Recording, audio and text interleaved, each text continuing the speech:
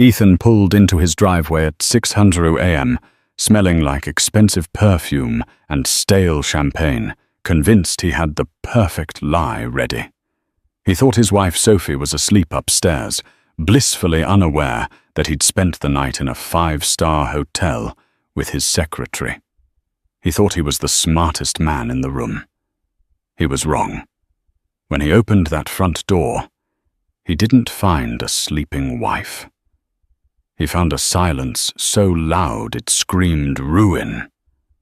And on the kitchen counter sat a single manila envelope that would turn his entire arrogant world into dust. You think you know how this ends? Trust me. You have no idea. Ethan Caldwell checked his reflection in the rear-view mirror of his silver Audi R8 one last time. He looked tired, sure, but it was the kind of tired that looked successful. The dark circles under his eyes could easily be blamed on the merger negotiations he had supposedly been leading all night. He adjusted his tie, a silk Hermes that Jessica, his mistress and executive assistant, had playfully tugged loose only hours ago in the penthouse suite of the Grand Hotel. God, I'm good, Ethan whispered to himself, a smirk playing on his lips. He was 34, a senior partner at a top-tier architectural firm in Chicago, and he felt invincible. For 6 months he had been living a double life that would have exhausted a lesser man. By day he was the doting husband to Sophie, his high school sweetheart, who had supported him through grad school by working double shifts at a diner. By night, or at least on late work nights, he was the reckless playboy indulging in the adoration of Jessica, a 22-year-old intern who looked at him like he was a god. Sophie was sweet. She was safe. She was the warm bed and the home-cooked meal. But she was boring. She wore oversized sweaters and worried about mortgage rates. Jessica wore red lipstick and didn't worry about anything except when the next party started. Ethan convinced himself he deserved both. He brought home the paycheck, didn't he? He paid for the house in the suburbs, the landscaped garden, the SUV Sophie drove. He reasoned that as long as Sophie didn't know, it wasn't hurting her. As he turned onto Oakwood Drive, the early morning sun was just beginning to bleed through the grey sky. The neighborhood was quiet. Lawns were manicured to perfection. Newspapers lay at the end of driveways. It was the picture of suburban bliss, a picture Ethan felt he owned. He rehearsed his lie for the 10th time. Baby, I'm so sorry. The Japanese investors wouldn't let us leave until the contracts were signed. My phone died around midnight. I didn't want to wake you by calling from the office line. It was a solid lie. He'd used variations of it before. Sophie never questioned him. She trusted him with a naivety that Ethan secretly found pathetic. Last week, when he came home with a smear of glitter on his collar, he told her it was from a birthday card a colleague opened. She had just nodded and asked if he wanted leftovers. He pulled into the driveway. The house was dark. Good. She was probably still asleep. He could sneak in shower scrub, the scent of Jessica's Chanel No. 5, off his skin, and be making coffee by the time Sophie walked into the kitchen. He would play the exhausted provider, and she would pamper him. He killed the engine and grabbed his briefcase. Inside, nestled between blueprints, was a diamond bracelet he'd bought for Jessica, but hadn't given her yet. He figured he'd save it for her birthday next week. He felt a moment of smug satisfaction. He was managing everything perfectly. He walked to the front door, key in hand, ready to perform. But as he slid the key into the lock, it didn't turn. Ethan frowned. He jiggled it. Nothing. He pulled the key out and looked at it. It was definitely his house key. He tried again, shoving it harder this time. It wouldn't go in more than halfway. "What the hell?" he muttered. He rang the doorbell. No answer. He rang it again, leaning on the button. "Sophie, open up, the lock is jammed," he hissed, trying to keep his voice down so the neighbors wouldn't hear. Still nothing.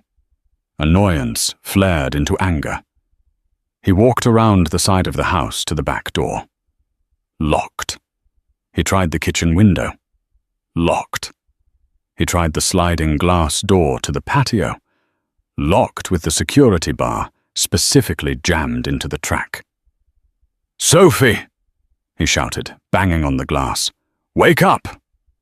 He peered through the glass, trying to see into the living room. It was dark, but the layout looked wrong. The silhouette of the large leather armchair, his favorite chair, was missing. He squinted. The coffee table gone. A cold prickle of unease started at the base of his neck. He ran back to the front of the house. He checked under the fake rock where they kept the spare key. It was gone. Panic began to mix with his anger. Had they been robbed? Was Sophie hurt? Or had she changed the locks? No, he told himself. Not Sophie. She doesn't have the spine for that. He pulled out his phone. He had turned it off to avoid calls from her last night, just as he had practiced in his lie. He powered it on. As the screen lit up, it flooded with notifications, but not the ones he expected. There were no missed calls from Sophie, no "where are you" texts, no worried voicemails. Instead, there was a notification from his bank transfer alert, 450,000, transferred to account ending in 8890. Another one, credit limit reached on Visa ending in 4421, and a text from his boss, Mr. Sterling. "Ethan, do not come into the office today. We need to talk. Bring your lawyer." Ethan stared at the screen, his breath hitching in his throat.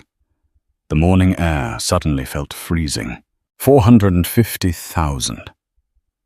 That was their entire savings.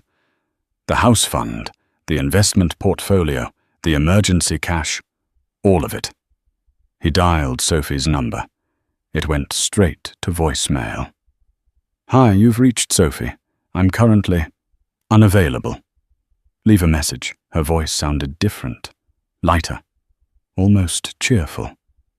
Ethan kicked the front door, leaving a scuff mark on the pristine white paint. "Sophie, open this damn door."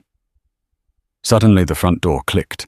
Ethan stepped back, straightening his jacket, ready to scream at her. But Sophie didn't open the door. A stranger did. A large man, easily 6'4", wearing a black t-shirt that strained against his biceps, stood in the doorway. He held a mug of coffee, Ethan's favorite mug, in one hand. "Can I help you, buddy?" the man asked, his voice a deep rumble. Ethan blinked, confused. "Who the hell are you? Where is my wife? Get out of my house." The man took a slow sip of coffee. "Your house, buddy. Check the address. This property belongs to the bank now. Foreclosure process started about 4 hours ago. Or at least the surrender of deed did." "What are you talking about?" Ethan screamed. "I paid the mortgage last week." "Look, pal," the man said, leaning against the door frame. "I'm just the security detail hired by the new owner to make sure the premises are vacated.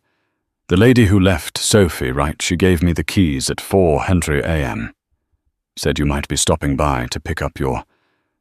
Let me check the note." The man pulled a crumpled post-it note from his pocket. "Your garbage. That's what it says here." Ethan felt the blood drain from his face. She can't do that. Her name isn't even on the deed alone. It's joint tenancy." The man shrugged. "I don't know the legal stuff.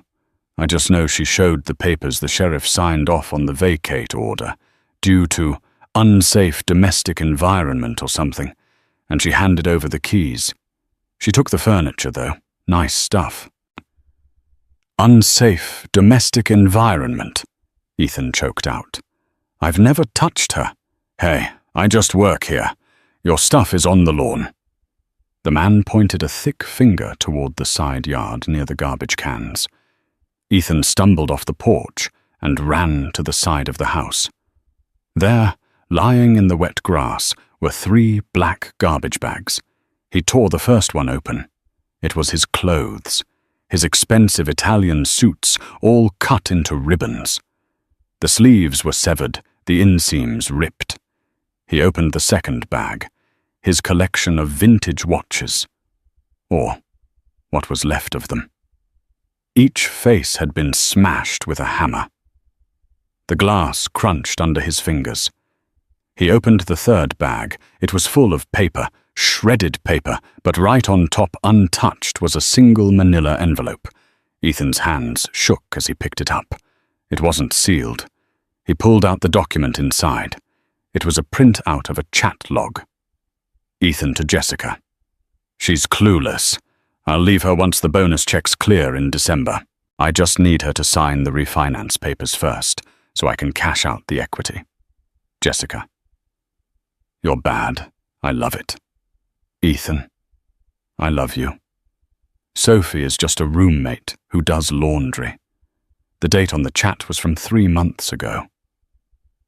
Ethan fell to his knees in the wet grass. She had known. She had known for 3 months. Hey! The security guard shouted from the porch. You can't leave that trash there. Take it with you. You're trespassing. Ethan looked up at the house he had bought the symbol of his success. It was a hollow shell now. He looked at his phone. The bank account was 0. His job was on the line. His wife was gone. And then his phone buzzed again. A text from Sophie. I hope the hotel was worth it, Ethan. By the way, Jessica called me. We had a long talk while you were in the shower. Check the glove compartment.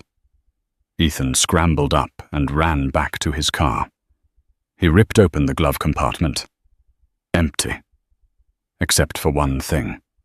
A positive pregnancy test.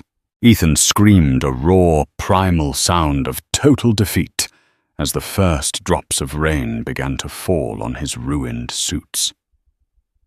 Ethan sat in the driver's seat of his Audi, the rain drumming a relentless rhythm on the roof. The engine was off. The windows were fogging up. He had nowhere to go. The text from Sophie burned in his mind. Jessica called me. That didn't make sense. Jessica was obsessed with him. She was the one who begged him to leave Sophie. Why would she blow up his life unless... Ethan dialed Jessica's number. His hands were shaking so badly, he tapped the wrong name twice. Finally it rang. Hello. Jessica's voice was crisp. Cold, not the sultry whisper he had heard last night. Jessica. What the hell is going on? Ethan shouted. Sophie knows. She took everything she said you called her. Ethan. Jessica sighed, sounding bored. Please don't yell. I have a headache. You have a headache? I just lost my house. Why did you call her?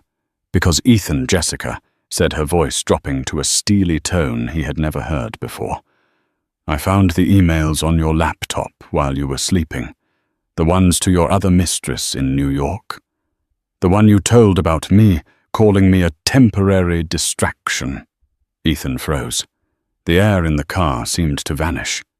Jessica, that was just talk. Locker room talk with a buddy. There is no woman in New York. Liar, she spat. I saw the flight receipts. I saw the jewelry receipts. You bought her the same bracelet you showed me last night. You're not just a cheater, Ethan. You're a cliché. A cheap, boring cliché. So you called my wife. We had a lovely chat. Turns out Sophie is actually really smart. Smarter than you. We compared notes, timelines, bank statements. She realized you were siphoning money from your joint account to pay for my apartment. I realized you were using my employee login to falsify expense reports. Ethan's stomach dropped. The message from his boss. Bring a lawyer. You told Sterling, Ethan whispered. I didn't have to, Jessica said. Sophie did. She sent him the full file this morning. Fraud Ethan. Embezzlement. You charged the hotel room last night to the Johnson project. Johnson cancelled 3 weeks ago. Jessica, listen to me, Ethan pleaded, desperation creeping into his voice. We can fix this. I love you. The baby, Jessica laughed. A harsh, cruel sound. Oh, honey, that test in the glove box. That wasn't mine. That was Sophie's. Ethan's phone slipped from his hand and clattered onto the center console. Sophie was pregnant. He scrambled for the phone again. What? Sophie is... She found out 2 days ago, Jessica said. She was going to surprise you with a dinner. Then she saw your text about cashing out the equity and leaving her. That's when she decided to burn it all down. You don't have a mistress, Ethan. You don't have a wife. And you definitely don't have a job. Security is waiting for you at the firm. If I were you, I wouldn't go in. Click. She hung up. Ethan stared at the dashboard. Sophie was pregnant. He had wanted a kid for years. Sophie had said they weren't financially ready. But she was pregnant, and she had left him. He slammed his fist against the steering wheel. No, I fix things. That's what I do. He started the car. He had to find her. She would go to her sister's place. Claire. Claire hated him, but that's where Sophie always went when they fought. He reversed out of the driveway, tires screeching. He didn't care about the speed limit. He needed to explain. He needed to spin this. If he could just talk to Sophie. Remind her of the last 10 years. Maybe he could salvage the money. He could claim it was a mental breakdown. He could claim addiction. Sophie was soft-hearted. She would forgive him for the sake of the baby. He sped onto the highway. The rain was coming down harder now, a sheet of grey water that blurred the world. His phone buzzed. A call from unknown number. He answered it on the car's Bluetooth. Sophie, Mr. Caldwell. A man's voice. Sharp, professional. This is Detective Miller from the 4th Precinct. I don't have time for this, Ethan snapped. Make time, Mr. Caldwell. We have a warrant for your arrest regarding corporate embezzlement and tax fraud. We have pinged your phone. We know you are on I-95 heading north. Pull over immediately. You can't arrest me. It's a misunderstanding, Ethan yelled. Pull over or we will authorize a pit maneuver. You have 3 patrol cars behind you. Ethan looked in the rearview mirror. Through the rain, he saw the blue and red lights flashing. 3 of them. Panic, blind and irrational, took over. He couldn't go to jail. He was Ethan Caldwell. He wore Italian suits. He didn't do jail. He slammed his foot on the gas. The Audi surged forward, the powerful engine roaring. Mr. Caldwell, slow down! The detective shouted over the speaker. I just need to talk to my wife! Ethan screamed. He weaved through traffic, cutting off a semi-truck. The horn blared a deafening sound. He swerved into the left lane. The speedometer climbed. 90, 100, 110. He was going to make it to Claire's house. He would beg Sophie. She would call the cops off. She had to. Ahead the traffic slowed. Brake lights turned the wet road red. Ethan slammed on his brakes. The tires locked. The car hydroplaned. For a second, everything was silent. The car floated weightless, sliding sideways across 3 lanes of traffic. Ethan saw the concrete Moydian barrier rushing toward him. He saw the face of his watch, cracked and broken in the garbage bag, flash in his mind. He saw Sophie's smile. "I'm sorry," he thought. Then the world exploded into metal and glass. The first thing Ethan Caldwell noticed was not the pain, but the sound. A rhythmic, high-pitched beep, beep, beep that seemed to drill directly into his skull. He tried to turn his head to make it stop, but his neck was stiff, locked in a rigid brace. "He's awake," a voice said. Dry. Uninterested. Ethan forced his eyes open. The harsh, fluorescent lights of the hospital room blinded him for a moment. As his vision adjusted, he saw a drop ceiling with water stains. He smelled the unmistakable scent of antiseptic and stale coffee. He tried to lift his right hand to shield his eyes, but something metal clanked against the bed rail. His wrist was caught. He tugged harder. Clink, clink. He looked down. A silver handcuff chained his right wrist to the metal frame of the hospital bed. "What the?" Ethan rasped. His throat felt like he had swallowed broken glass. "Get this off me." "Can't do that, Mr. Caldwell," the voice said again.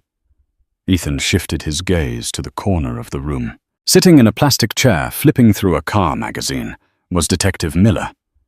He looked even bigger in person than he had in the rearview mirror, a wall of muscle in a cheap suit. "You're in Mercy General Hospital," Miller said, not looking up from the magazine. "You've been out for 6 hours. Concussion, 3 broken ribs and a shattered tibia. Your Audi is an accordion, by the way. Total loss. Shame. Nice car." "I demand to see my lawyer," Ethan spat, though it came out as a wheeze. "And get these cuffs off. I'm a victim here. My wife, she stole my money." Miller finally closed the magazine and leaned forward, resting his elbows on his knees. His expression wasn't angry. It was pitying, which was infinitely worse. "You're not a victim, Ethan. You're a suspect, a flight risk, and currently the most popular guy at the precinct because everyone is placing bets on how many years you're going to get." "Years?" Ethan scoffed, trying to sit up, but gasping as pain shot through his chest. "For a traffic violation, I'll pay the fine. I have money." "You have no money," Miller corrected him calmly. "We checked. Your accounts are frozen. Not by us, but by the bank. Seems your wife's withdrawal triggered a fraud alert on the remaining balance, which was 0. But the credit lines are locked down. But the speeding ticket isn't the problem." Miller stood up and walked to the foot of the bed. He pulled a notebook from his pocket. "Let's go down the list. Reckless driving, evading arrest, endangerment of public safety. But the big ones the FBI called us an hour ago. Grand larceny, wire fraud, falsifying corporate records. Your boss, Mr. Sterling. He's been very cooperative. Handed over a server log that shows you've been funneling client retainers into a shell company called Apex Consulting for 2 years. Ethan went cold. Apex Consulting. That was the dummy corporation he had set up to pay for his lifestyle. He thought he had buried it deep in the ledger. That's a misunderstanding.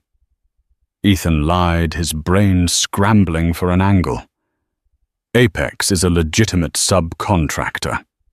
I can explain. Save it for the judge, Miller said. But here is the kicker, Ethan. The cherry on top. When they pulled you out of the wreck, they found a briefcase in the trunk. It popped open. Do you know what was inside? Ethan blinked. The briefcase, He usually kept blueprints in there. Blueprints, Ethan said. Miller shook his head. Nope. Passports. 3 of them. Fake. Different names, your photo, and a one-way ticket to the Cayman Islands, booked for tomorrow morning. Ethan's heart hammered against his bruised ribs. He had bought those passports years ago on the dark web as a just-in-case measure, a paranoid fantasy of being a spy. He had forgotten they were buried in the liner of his trunk. I didn't put those there, Ethan stammered. My wife, she must have planted them. Miller laughed, a short, dry bark. Right. Your wife, who is currently staying at a registered safe house because she filed for an emergency protective order, broke into your car and planted high-grade forged documents. You're grasping at straws, buddy. The door to the hospital room swung open. A tall man in a sharp grey suit walked in. He carried a leather briefcase and looked like he cost $500 an hour. Arthur. Ethan exhaled relief flooding through him. Arthur Pendleton was the firm's top litigator. He had gotten Ethan out of a nasty DUI 4 years ago. Thank God. Tell this cop to unchain me. We need to sue the city, the police department, and Sophie.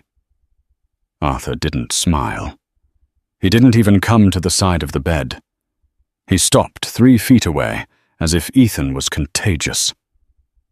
I'm not here to represent you, Ethan, Arthur said coldly. What? I'm here representing the firm, Sterling and Cooper, Arthur said, placing a document on the tray table over Ethan's legs. This is your formal termination notice. For cause. Which means no severance, no benefits, and we are exercising the clawback clause in your contract. We are suing you for the $2.3 million you embezzled, plus damages to the firm's reputation. Arthur, come on, Ethan pleaded. It's me. We play golf. I can fix this. I just need a bridge loan. I can pay it back. Arthur looked at him with genuine disgust. You involved me, Ethan.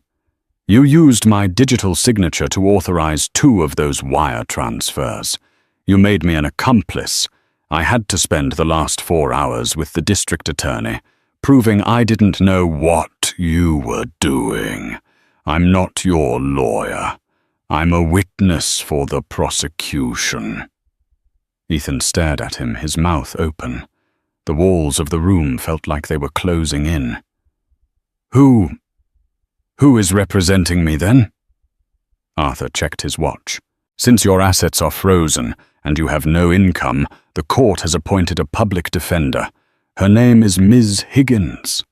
She's overwhelmed, underpaid, and she hates white-collar criminals. Good luck, Ethan. Arthur turned on his heel and walked out without looking back. See, Detective Miller said, sitting back down in his plastic chair. I told you, it's going to be a long day. Ethan let his head fall back against the pillow. The pain in his leg was throbbing a deep red rhythm, but the pain in his chest was worse. It wasn't the broken ribs, it was the realization that the armor he had built, the money, the status, the connections, was made of paper, and Sophie had just struck a match. 3 days later, Ethan was moved from the hospital to the infirmary wing of the County Detention Center. The transition was a brutal shock. The hospital had been sterile but quiet. The jail was a cacophony of shouting, slamming metal doors, and the constant heavy smell of bleach and unwashed bodies. His leg was in a heavy cast, and he was confined to a wheelchair. He wore an orange jumpsuit that was 2 sizes too big and scratched his skin.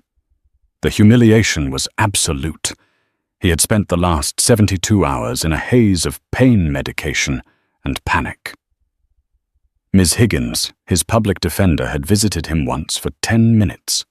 She looked exhausted and told him to prepare for the worst because the evidence was overwhelming.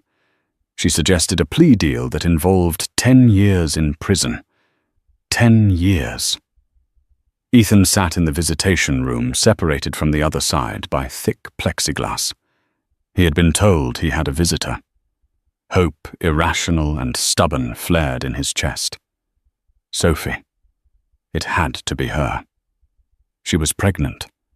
Hormones made women emotional, didn't they? Maybe she regretted it. Maybe she realized she needed him to help raise the child, if he could just talk to her. Use that charm that had won her over in high school. He could get her to drop the charges, or at least refuse to testify. Without her testimony, the embezzlement case might weaken. The heavy steel door on the visitor's side buzzed and opened. Ethan leaned forward, a smile already forming on his lips. Soph. The word died in his throat. It wasn't Sophie.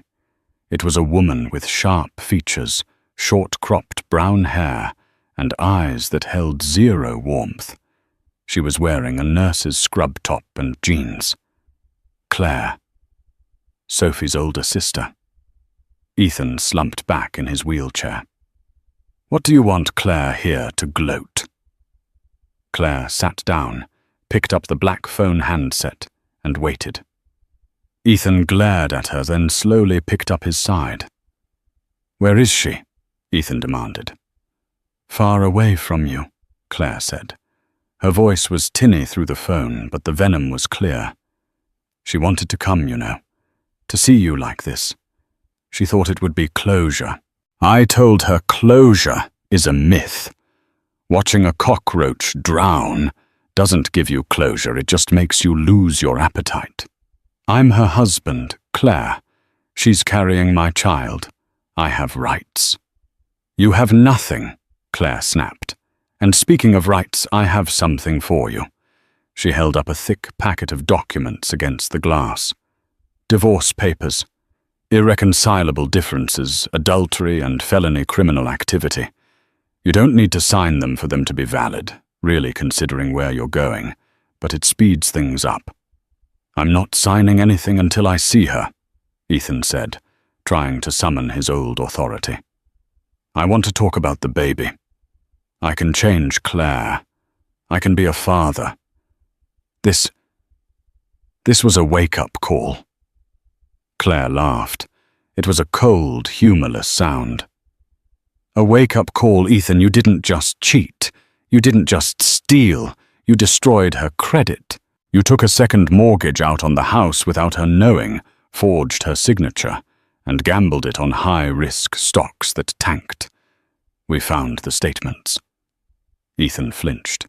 He had hoped that one wouldn't come out. But here is the part you don't know. Claire continued, her voice dropping lower. Sophie isn't just pregnant. She's high risk. Stress could kill the baby. That's why the judge granted the permanent restraining order this morning. You are legally prohibited from coming within 500 feet of her or the child indefinitely. Even if you make bail, which you won't, you can't see them. That's not fair, Ethan shouted, slamming his hand on the counter. The guard in the corner took a step forward, hand on his baton. Ethan lowered his voice. I have money stashed. I can fight in this. No, you don't, Claire said calmly. Because Jessica told us about the Cayman account, too. Ethan felt like he had been punched in the gut. Jessica. Why is she helping you? Because Sophie offered her a deal. Claire smiled. Sophie told Jessica that if she testified against you, Sophie wouldn't sue her for alienation of affection, which is still a law in this state, by the way. Jessica is singing like a canary to save her own skin. She gave the DA your burner phone, Ethan. The one with the messages to the offshore bankers. Ethan put his head in his hand. He was surrounded. Every loose end he had left, every person he had used, was tightening a noose around his neck. Why are you here, Claire? Ethan whispered. If you hate me so much, why come? To tell you a story, Claire said. Remember 5 years ago, When Mom got sick, you told Sophie we couldn't afford the specialist. You told her the insurance wouldn't cover it. Sophie cried for weeks. Mom died in a state facility. Ethan looked up. Finances were tight. We found the bank records from that month, Ethan. Claire hissed, her eyes welling with angry tears. You bought a boat, a $40,000 boat that you kept at the marina and told Sophie was a client asset.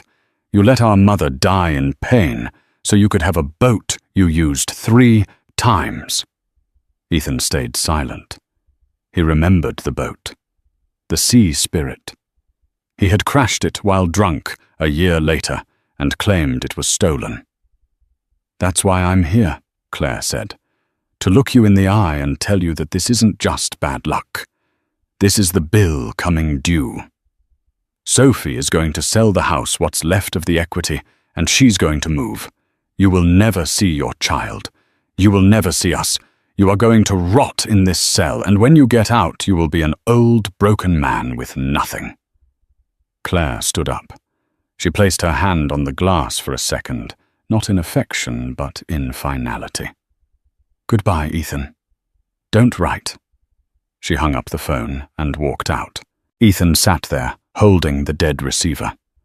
The silence in his head was louder than the screaming of the jail. For the first time, the arrogance didn't rush in to protect him.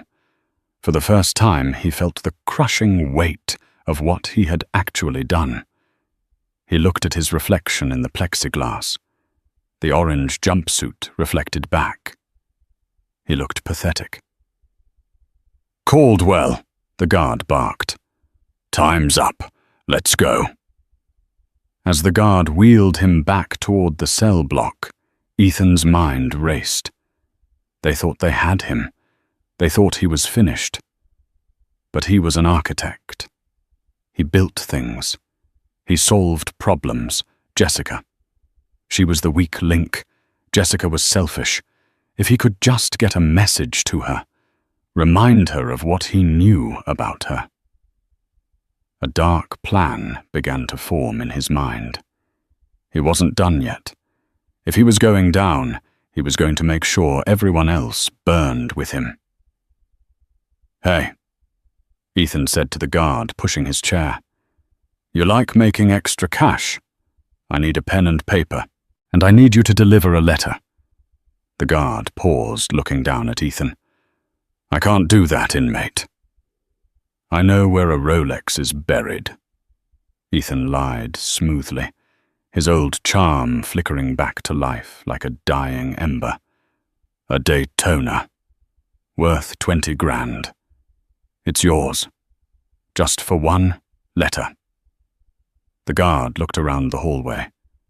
It was empty. He looked back at Ethan. Make it quick, the guard grunted. Ethan smiled. It was a terrifying smile. He wasn't out of the game yet. Ethan sat on the edge of his cot, the thin mattress offering no comfort to his fractured leg. The cell was dimly lit, illuminated only by the ambient light from the corridor. He held the small contraband scrap of paper and the pen he had rented from Officer Griggs. His hand trembled not from fear, but from adrenaline. This was it, the move that would turn the tide. He knew people like Jessica. They were sharks, but they were cowards. She had turned on him to save herself, which meant she would turn back if the threat was big enough. He wrote quickly, his handwriting jagged. Jess, I know you sold me out. Big mistake. You think the DA knows about the weekend in Vegas last July. You think they know about the party favors you brought in your purse. I still have the photos on the cloud drive, the one Sophie doesn't know about. I also have the chat logs where you talk about the insider trading on the McKinnon merger. If I go down for embezzlement, I'm taking you down for narcotics distribution and securities fraud. Fix this. Tell them you were jealous and made it up. Tell them Sophie coerced you. Do it, or your life is over too. He folded the paper into a tight square. When Officer Griggs made his rounds at 2:00 a.m., Ethan was waiting at the bars. "You got the stuff," Griggs whispered. He was a thick-set man with a scar running through his eyebrow. "Here," Ethan whispered, sliding the note through the bars along with a promise. "The address for the Rolex is on the back. My brother's backyard, under the gazebo. Dig 2 feet down." It was a lie. There was no Rolex. There was no brother.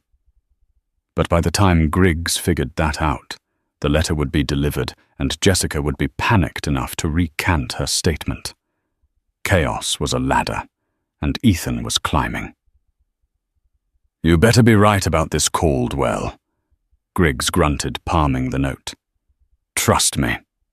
Ethan smirked. "I always pay my debts." Griggs walked away, his heavy boots echoing on the concrete.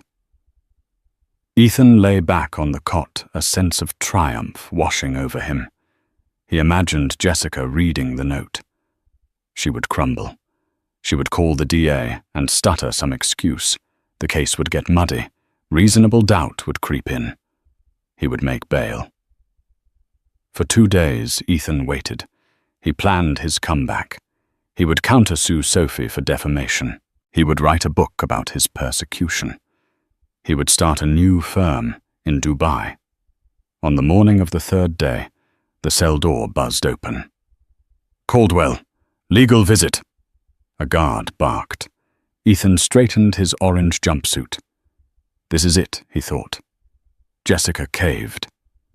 "My lawyer is here to tell me the charges are being dropped." He was wheeled into a private conference room. But it wasn't Ms. Higgins waiting for him. And it certainly wasn't a high-priced lawyer carrying a plea deal. It was Detective Miller. And next to him sat a stern-looking woman in a navy blazer, Assistant District Attorney Sarah Jenkins. And in the corner, leaning against the wall with his arms crossed, was Officer Griggs. Ethan's smile faltered. "What is this?" "Where is my attorney?" "Ms. Higgins is reviewing the new evidence," ADA Jenkins said. Her voice was sharp like a closing trap. "She advised you not to speak, but we just wanted to deliver the new indictment personally." "New indictment?" Ethan feigned ignorance. "I don't know what you're talking about." Detective Miller reached into a folder and pulled out a familiar square of paper. He unfolded it and placed it on the metal table. Ethan stared at his own handwriting. "Jess, I know you sold me out." The blood drained from Ethan's face. He looked at Griggs. The guard stared back, his expression blank, unbothered. "You," Ethan choked out. "You said you'd deliver it." "Officer Griggs is a 20-year veteran of the Department of Corrections," Detective Miller said, tapping the letter. "He reported your attempted bribery immediately. He followed protocol perfectly. We authorized him to accept the note to secure physical evidence of your intent." This is entrapment," Ethan shouted, slamming his fist on the table. "He asked for money. He asked for the Rolex. Actually," Officer Griggs spoke up, his voice gravelly. "You offered it, and the body cam recorded the whole thing." He tapped the small black device on his chest. Ada Jenkins leaned forward. "Let's review, Mr. Caldwell. You were already facing 15 to 20 years for the embezzlement and fraud. Now we are adding attempted bribery of a public official, witness intimidation, obstruction of justice. And thanks to your little note here, we opened an investigation into the McKinnon merger trades you mentioned." She smiled, a shark sensing blood. "Turns out you were right about Jessica. She did commit securities fraud. We picked her up this morning.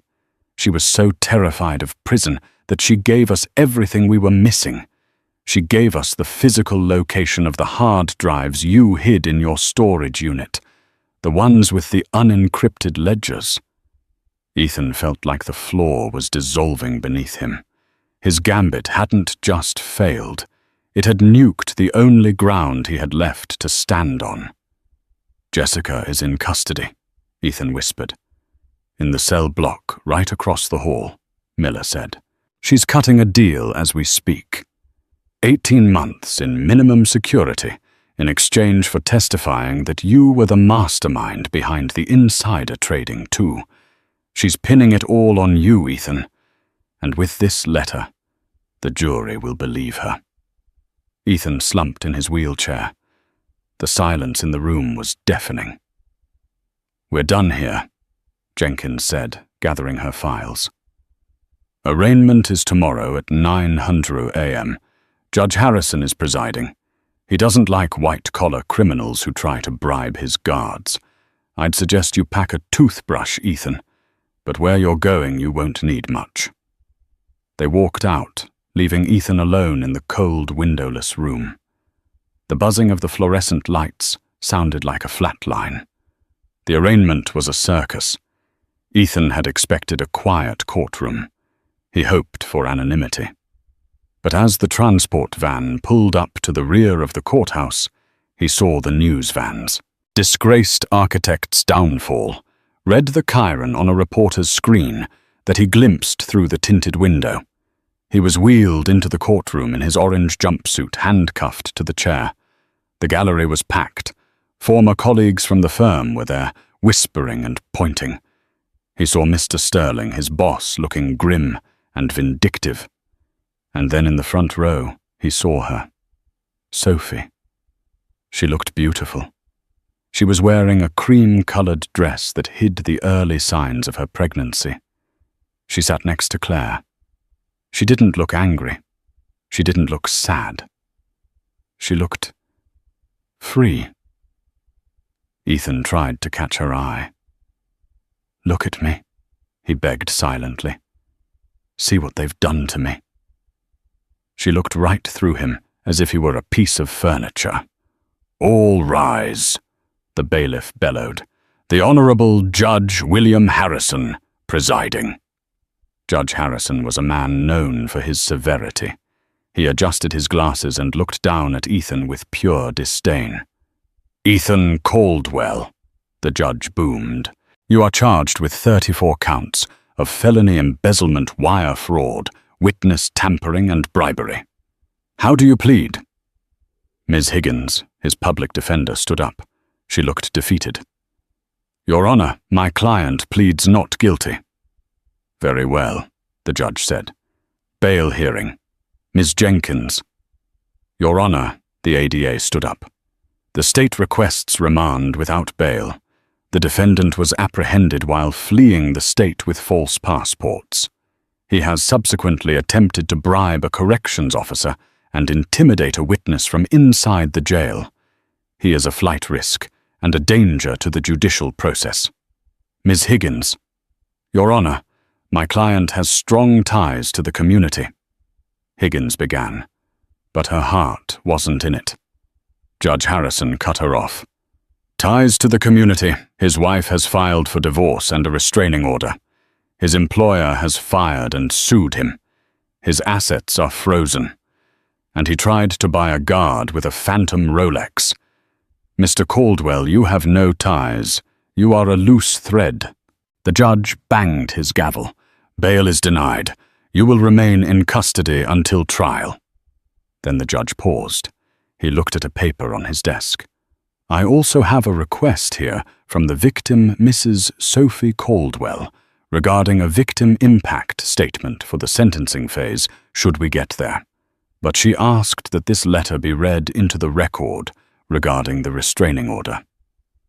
Ethan's head snapped up. The judge read aloud. "My husband. Ethan often told me that I was incapable of understanding the real world. He told me I was simple. He told me I should be grateful for the roof he provided. I am asking the court to keep him away from me. Not because I fear his physical violence, but because I refuse to let my child grow up thinking that manipulation is love. I am not simple. I am free. And he is finally paying the price for the lifestyle he thought he was entitled to. A murmur went through the crowd. Ethan felt the heat rising in his neck. She was mocking him, in front of everyone. "Motion granted," the judge said. "Mr. Caldwell, you are to have zero contact with Mrs. Caldwell or her family. One phone call, one letter, and I will have you in solitary confinement, so fast your head will spin. Do you understand?" "Yes, Your Honor," Ethan whispered. "Speak up." "Yes, Your Honor." Ethan shouted, his voice cracking. As the bailiffs wheeled him out, he turned his head one last time. He saw Sophie standing up. She wasn't looking at him. She was walking out the door into the sunlight, her hand resting protectively on her stomach. Arthur, his former colleague, was walking beside her, shielding her from the press. Ethan realized with a jolt that Arthur wasn't just representing the firm. He was helping Sophie. The heavy wooden doors slammed shut, cutting off the view. Back in the holding cell, the reality set in. There was no way out. The evidence was insurmountable. The letter to Jessica had sealed his fate. He had spent his life building a facade of perfection. Now he was going to spend the rest of it in a concrete box. But the universe wasn't done with him yet. 2 weeks later, as Ethan sat in the common room of the jail, staring at a static-filled TV, a news report came on. Breaking news: massive fire at luxury condo complex. Ethan looked up. The footage showed the Grand Hotel, the place where he had spent his last night of freedom with Jessica. Authorities say the fire started in the penthouse suite due to faulty wiring, the reporter said. Miraculously, no one was injured. Ethan stared at the burning building. It felt like a metaphor. Everything he touched turned to ash. Then a prisoner sat down next to him. A large man with tattoos covering his neck. He looked at Ethan. "You're the rich boy, right, the architect?" Ethan didn't answer. "My cousin knows you," the man said. "He worked on one of your sites. Said you fired him 2 days before Christmas because he was 5 minutes late. Said you laughed at him." Ethan turned slowly. He didn't recognize the man, but he remembered the incident. He had fired a foreman for being late. He had felt powerful doing it. "I don't know what you're talking about," Ethan mumbled. The man smiled, revealing a gold tooth. "Yeah, you do. Name's Rodriguez. He lost his house, 'cause of you. Had to live in his van with his kid." The man leaned in close. "Word travels fast in here, rich boy. You got no friends, you got no money to pay for protection, and you got a lot of people who don't like guys who treat working folks like trash." Ethan looked around for a guard. Officer Griggs was at the station watching them. Griggs met Ethan's eyes, held his gaze for a second, and then deliberately turned his back. Ethan Caldwell, the man who thought he was a king, realized he was now the prey. The trial of the people versus Ethan Caldwell lasted only 3 days.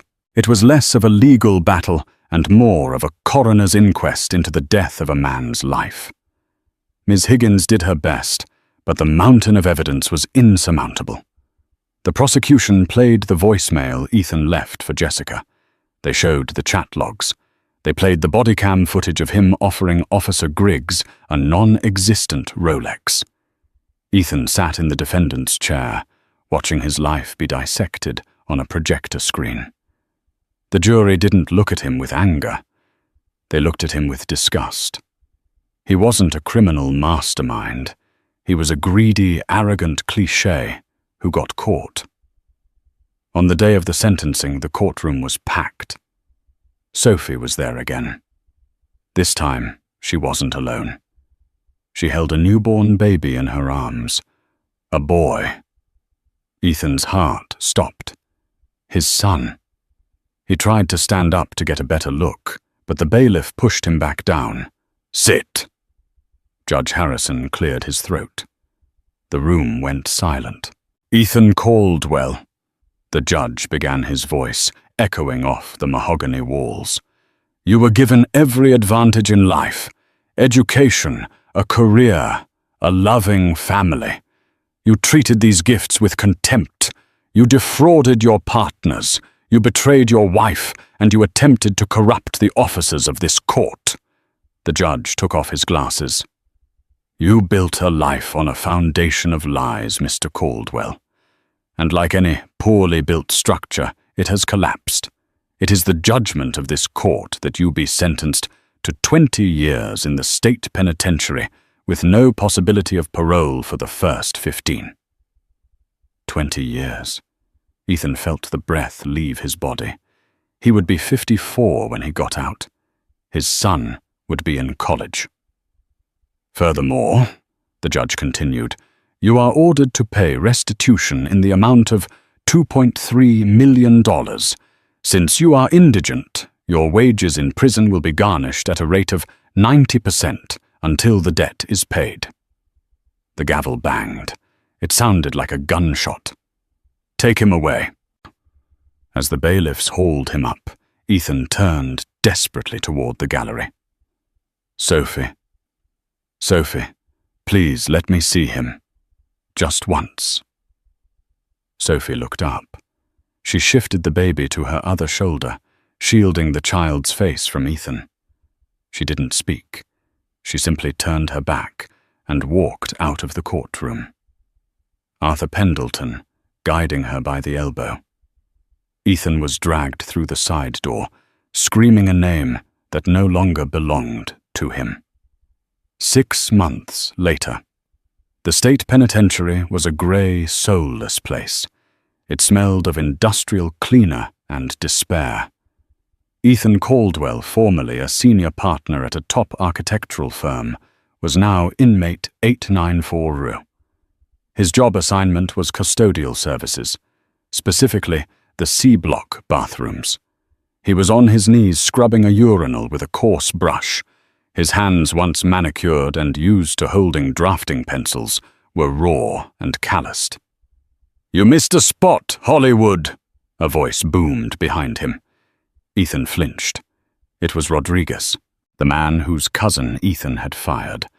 Fate, in its cruel sense of humor, had placed them in the same cell block. Rodriguez wasn't just an inmate. He was the shift supervisor for the cleaning crew. I'm scrubbing as hard as I can, Ethan mumbled, keeping his head down. Not hard enough, Rodriguez said, kicking the bucket of soapy water over. The grey sludge spilled across the floor Ethan had just cleaned. Clean it up, again, and if you're not done in 10 minutes, you miss lunch. Ethan stared at the spilled water. A year ago, he would have fired a janitor for making eye contact with him. Now he was the janitor, and there was no HR department to call. He dipped his rag into the puddle and started wiping. Tears of frustration and rage pricked his eyes, but he held them back. Crying was a weakness, and weakness in here got you hurt. Later that day, during his 15 minutes of rec time in the library, Ethan picked up a discarded copy of Business Weekly. It was 3 months old, left behind by a visitor. He flipped through the pages, looking for familiar names, looking for a glimpse of the world he used to rule. He froze on page 42. There was a full-page profile. The headline read, Rising from the Ashes. How Sophie Caldwell turned betrayal into a brand. There was a photo of Sophie. She looked radiant. She was standing in front of a renovated warehouse, cutting a ribbon. She looked powerful. Ethan read the article, his hands shaking. After a highly publicized divorce from disgraced architect Ethan Caldwell. Sophie Caldwell didn't retreat. Instead, she took the remaining equity from her liquidation and launched New Foundations, a non-profit organization dedicated to providing housing and legal support for women and children escaping financial abuse. The article continued. "I realized that financial illiteracy is a trap," Sophie says in the interview. "My ex-husband controlled everything. When I finally looked at the books, I realized I had the power all along. I just needed the courage to use it." The non-profit has already received a $2 million grant from the Sterling and Cooper firm, whose partners say they are committed to righting the wrongs of their former employee. Ethan nearly ripped the page. Sterling gave her money. The money he had earned for them. He read the final paragraph. Sophie lives in Chicago with her 6-month-old son, Leo. When asked about the father, she smiled. "Leo has a village of people who love him. He doesn't need a biological connection to know what a real man looks like." Leo. His son's name was Leo. Ethan dropped the magazine. He looked around the prison library. The bars on the windows cast long, dark shadows across the floor shadows that looked like the bars of a cage he would never truly escape. He had thought he was the main character. He thought the world revolved around his desires, his career, his pleasure. He thought Sophie was just a supporting actor. But he was wrong. He was just the villain in her origin story. "Time's up, Caldwell," the guard shouted. Ethan stood up. He walked back toward his cell, toward Rodriguez, toward the toilet brush, and toward 20 years of nothing. He had wanted a life of drama. He had wanted twists. He had wanted to be unforgettable. Well, he got his wish. He was a story everyone in Chicago told, a cautionary tale about a man who had everything, gambled it on nothing, and lost it all. As the heavy steel door slammed shut behind him, locking him in for the night, Ethan Caldwell finally understood the architecture of his own destruction. And it was a perfect, inescapable design. Wow. Just wow. Talk about instant karma. Ethan thought he was playing chess, but he was actually playing Russian roulette with a fully loaded gun. He lost his wife, his job, his freedom, and even the right to see his own son, all because he couldn't be satisfied with the good life he already had. It really makes you think how many people are out there right now, risking everything for a cheap thrill, thinking they're smarter than everyone else. Ethan learned the hard way that the truth always comes out, and when it does, the bill comes due with interest. If you enjoyed this story and want more real-life drama revenge and justice served cold, please smash that like button, subscribe, and hit the notification bell so you never miss a new story. Thanks for watching.